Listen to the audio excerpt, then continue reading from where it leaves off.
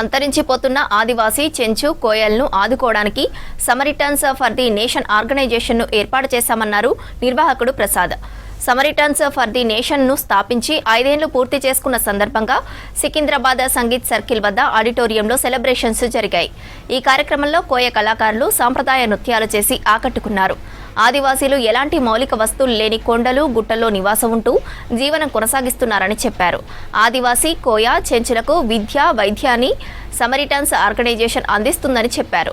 ఎలాంటి రోడ్డు సౌకర్యం లేని కోయ గ్రామాలను ప్రభుత్వంతో పాటు స్వచ్ఛంద సంస్థలు కూడా ఆదుకోవాలని డిమాండ్ చేశారు ఆర్గనైజర్స్.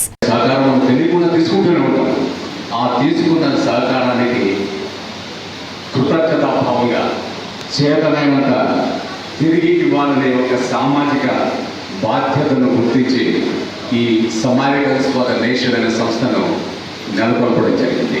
అలాగే ప్రార్థించే పెదవుల కన్నా మనసు కన్నా సహాయం చేసే చేతులు మిన్న అన్న సంకల్పంతో ఈ సమారిటన్స్ ఫర్ ద నేషన్ సంస్థను స్థాపించడం జరిగింది.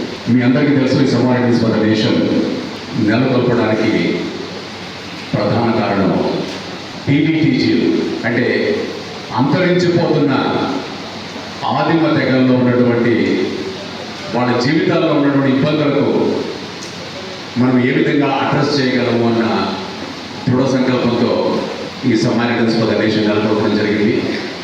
ఆ గిరిజనుల జీవితాల్లో 5 సంవత్సరాల మా ప్రయాణంలో మీ సహకారంతో మేము చేసినటువంటి సేవలు ఎటువంటి ప్రభావం చూపించాయో దానికి సంబంధించిన నివేదిక report, impact report.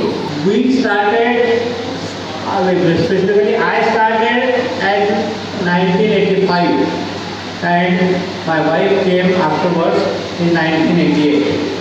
Since then, when we went there, we had to walk for 40 kilometers on foot. There were no roads, no electricity, no state transport. Everything was not available. No drinking water. The tanker was provided in summer season. No groundwater. Groundwater was very deep because of terrain was difficult. All hills. We belong to the Satpura hills, and a great river Tapi was near us, but it was too deep. So it was very difficult for people to get water. As there was no electricity to pump the water. Water was there, but people, they were away from that water.